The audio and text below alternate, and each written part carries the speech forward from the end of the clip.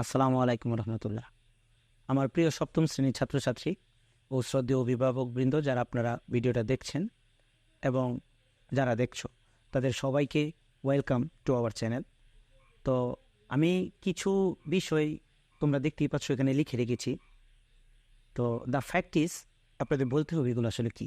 যারা সপ্তম শ্রেণীতে আছো, সপ্তম শ্রেণী, তারা তো অবভিয়াসলি বুঝতেই পারছো এগুলো হচ্ছে তোমাদের যে 2023 শিক্ষাবর্ষের নতুন গণিত বইটা আছে, সেই 2023 সালের গণিত বইয়ের সবগুলো চ্যাপ্টার বা অধ্যায়ের নাম এখানে লেখা আছে।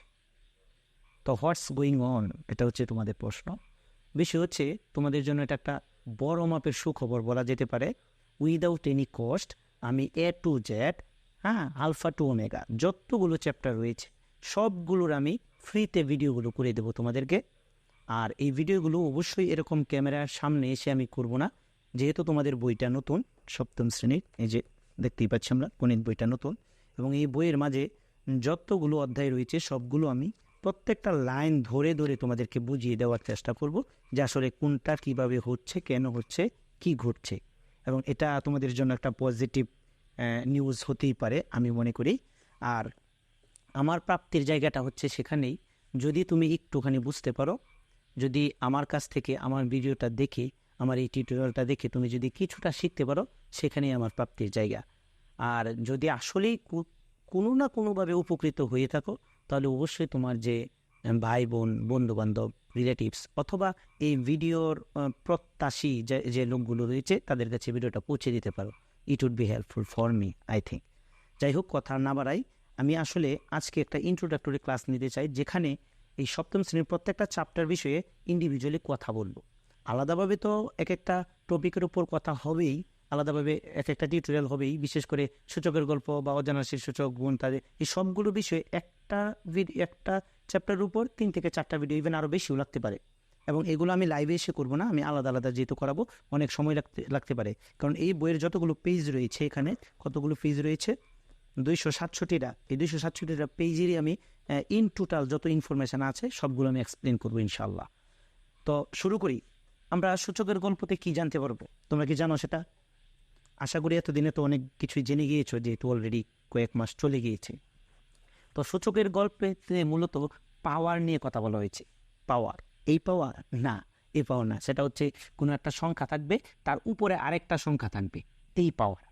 এটাকে আমরা বলতে পারি যেমন 2 to the power 3 বা 2 কিউব, এ টু দি পাওয়ার 7। এই যে কোনো একটা সংখ্যা বা ভিত্তি বা অক্ষর বা চলক, এগুলোর উপরে কোনো একটা সংখ্যা থাকবে, এটাকে বলছি পাওয়ার। পাওয়ারের এক নাম হচ্ছে ঘাত, সূচক, ইন্ডেক্স, এক্সপোনেন্ট, অনেক ধরনের নাম আছে।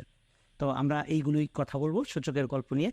এবং এই সবচেয়ে চমকপ্রদ বিষয়, এই 2023 শিক্ষাবর্ষে যে গণিত বইগুলো রয়েছে, শুধু এটা না, তুমি ষষ্ঠ শ্রেণীরও চিন্তা করতে পারো, সবগুলো বইয়ের একটা চমকপ্রদ ব্যাপার হচ্ছে এখানে প্র্যাকটিক্যাল কিছু প্রবলেম দেওয়া আছে এবং বিভিন্ন গল্পে গল্পে সাজানো আছে। যেটা আসলে এই ছাত্রছাত্রীদেরকে কিন্তু অনেকটা বিনোদন দেয়, আনন্দ দেয়, গণিতের ভয়টা জয় করতে অনেকভাবেই হেল্প করে থাকে, দূর করে দেয়, কোনো ধরনের ভয় থাকে না। তো বিষয় হচ্ছে সূচকের গল্পে আমরা সূচক বিষয়ে আলোচনা করব। ভিত্তি কী, চলক কী, প্রতীক কী, ধ্রুবক কী, এই বিষয়গুলো নিয়ে আমরা বোঝানোর পরে তারপরে এগুলোর কিছু ফান্ডামেন্টাল রুলস আছে, সেই রুলসগুলো অ্যাপ্লাই করে বিভিন্ন ধরনের আমরা ম্যাথ করব।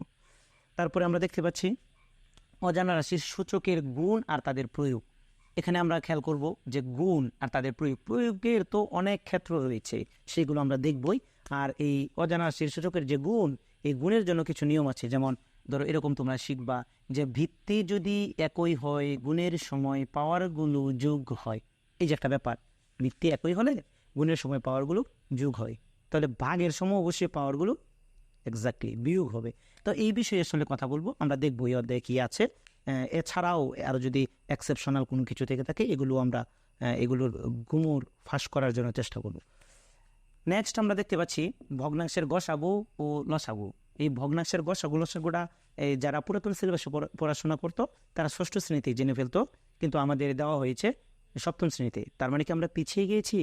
Never, never ever. কারণ হচ্ছে এই যে তোমাকে বললাম সূচকের গল্প, এটা জানো কোন শ্রেণী? এটা নবম দশম শ্রেণীর পড়া, কিন্তু তোমাদেরকে আগেই শেখানো হচ্ছে। এটা তো অবশ্যই অ্যাডভান্টেজ, আগে আগে সব শিখতে পারছো। এই যে আমি যে বললাম ওখানে সূচক গুণ, এটা কোন শ্রেণীর পড়া? এটা সপ্তম শ্রেণীর পড়া, আগে সপ্তম শ্রেণীতে ছিল। এরপরে এরকম আরও অনেক অধ্যায় রয়েছে যেগুলো অ্যাকচুয়ালি এই অধ্যায়ের ওইভাবে না, মানে এই এই শ্রেণীর না, বাট স্টিল আমাদেরকে পড়তে হবে, আমরা জানবো, আমরা আগে জানবো।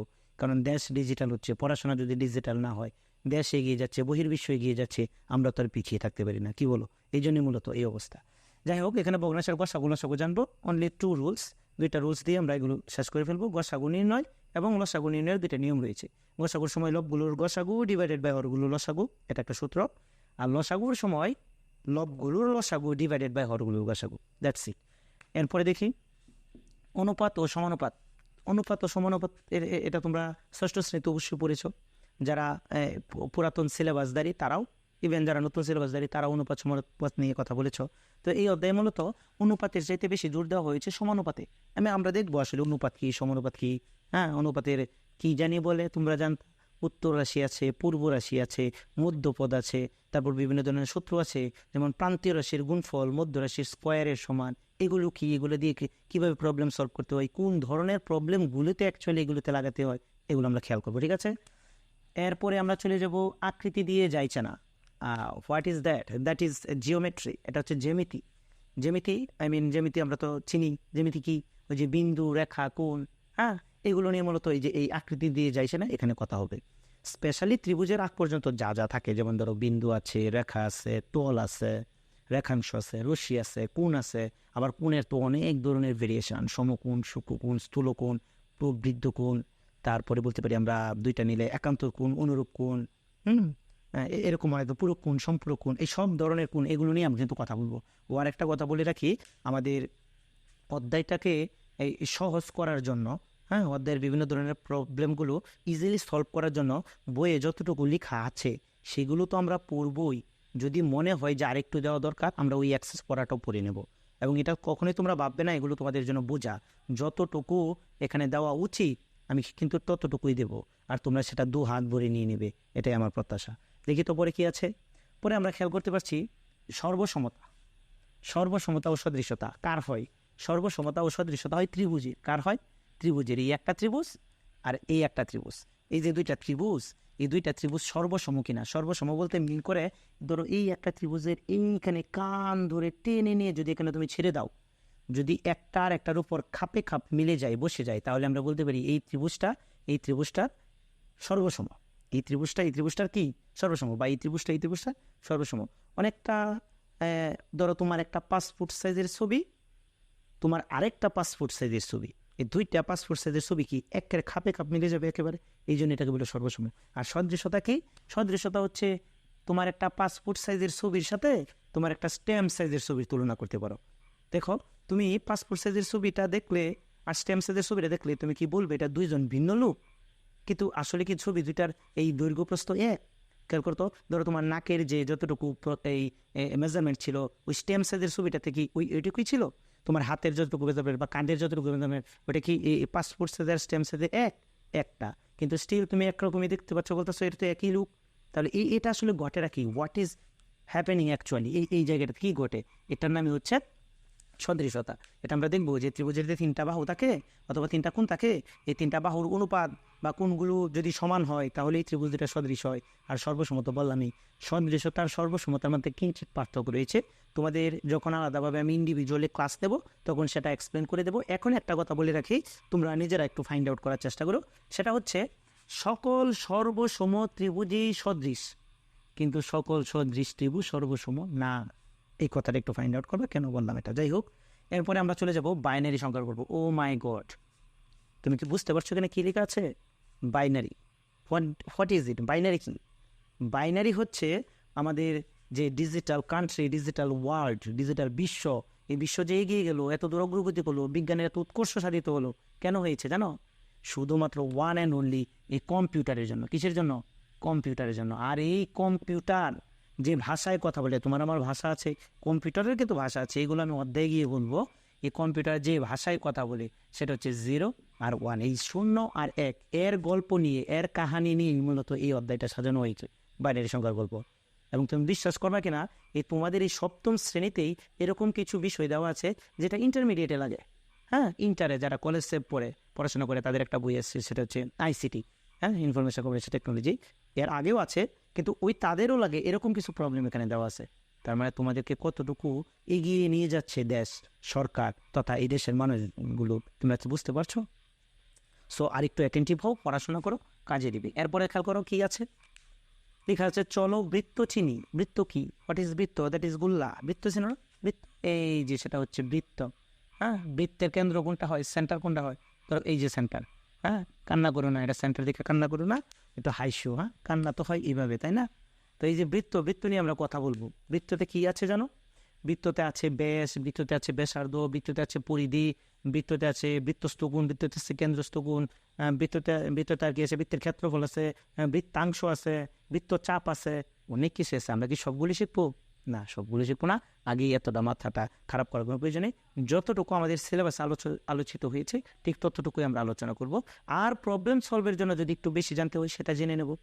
বাই দ্য ওয়ে বলি রাখি, বৃত্তের ক্ষেত্রফল নির্ণয় সূত্র পাই আর স্কোয়ার। তুমি বলতে পারো এটা কি? এটা হয়তো বা বইও তোমাদের এইভাবে দেওয়া আছে, হয়তো বা এই চিহ্নটা হয়তো বা এইভাবে দেওয়া আছে, যেটা এটা নাম হচ্ছে পাই।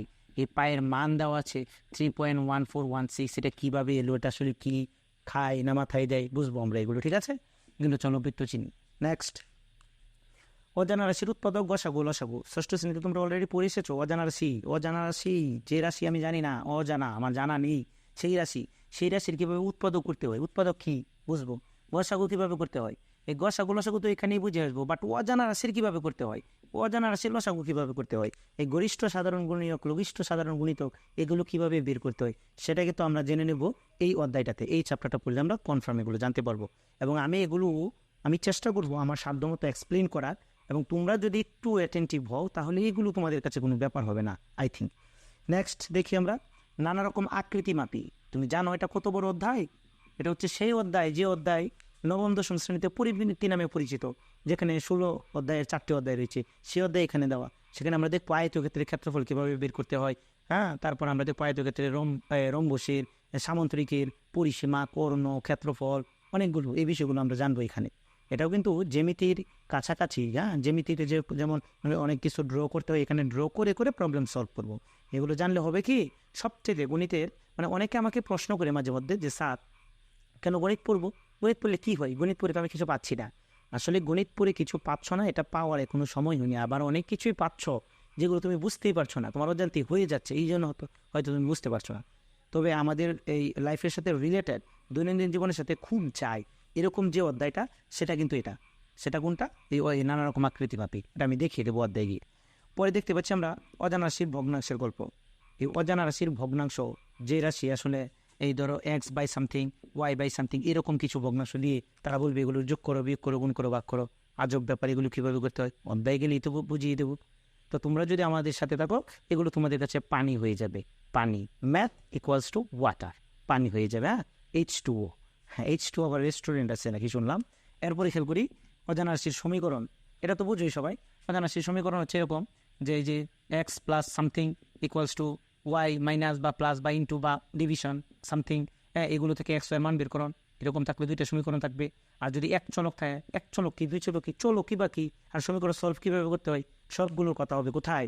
অজানা রাশির সমীকরণ, এই চ্যাপ্টারে। এবং এই চ্যাপ্টারটা খুবই গুরুত্বপূর্ণ, কারণ উপরে ক্লাসে তুমি গেলে এই চ্যাপ্টার সংক্রান্ত এই সমাধানের বিভিন্ন পদ্ধতি জানতে পারবে। যেমন প্রতিস্থাপন হতে পারে, অপনয়ন হতে পারে, লেখচিত্র হতে পারে, যেটা গ্রাফ রিলেটেড প্রবলেম, এগুলো আমরা দেখবো এই চ্যাপ্টারে গিয়ে। অ্যান্ড লাস্ট অফ অল, যে অধ্যায়টা মোটামুটি শেষেই থাকে এবং সবার কাছেই থাকে, ইভেন 5, 6, 7, 8, 9, 10 কোনো এই ক্লাসেই বাদ যায় না, সেই অধ্যায়টা হচ্ছে তথ্য অনুসন্ধান ও বিশ্লেষণ, যেটা মূলত আমরা স্ট্যাটিস্টিক্স বা পরিসংখ্যান নামে চিনি। স্ট্যাটিস্টিক্স বা পরিসংখ্যান নামে জানি। তো যাই হোক, মোটামুটি সবগুলো অধ্যায় সম্পর্কে আমার আলোচনা শেষ। আমরা ধাপে ধাপে প্রত্যেকটা এই অধ্যায়েরই ইন্ডিভিজুয়াল ভিডিও করব, এবং সেটা অবশ্যই হবে আমাকে এরকম ক্যামেরার সামনে তোমরা হয়তো দেখতে পাবো না, আমি লিখে লিখে বোঝাবো। আর লিখে লিখে বোঝানোর একটাই কারণ এখানে বইয়ের সবগুলো লাইন তো আমাকে এক্সপ্লেন করতে হবে, যেটা এইভাবে হয়তো বা সম্ভব না বা ততটা সহজ সাধ্য হবে না। যাই হোক, এই পর্যন্ত থাকবে। ভালো থেকো। আসসালামু আলাইকুম।